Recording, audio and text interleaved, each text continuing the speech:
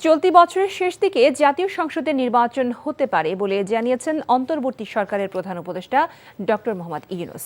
জাপানের broadcasting corporation NHK-কে দেওয়া বিশেষ সাক্ষাৎকারে প্রধান উপদেষ্টা আরও জানান, তিনি নিশ্চিত করতে চান বাংলাদেশ তার নিজ পায়ে দাঁড়াবে এবং আরও শক্তিশালী হবে।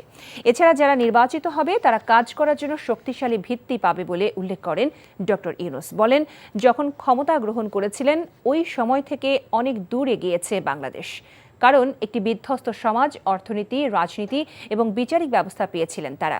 বলেন, নির্বাচনের সবচেয়ে দ্রুত সময় হতে পারে এ বছরের শেষ দিক।